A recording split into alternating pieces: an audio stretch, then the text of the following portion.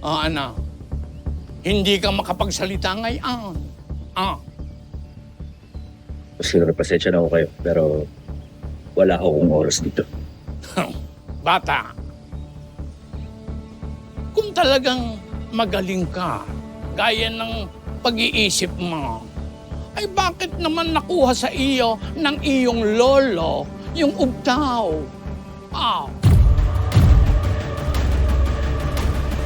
Sagot!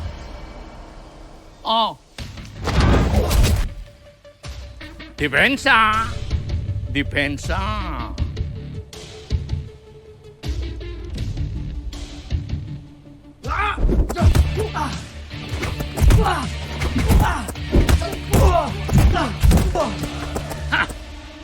Huwag masyadong mataas ang tingin sa sarili mo.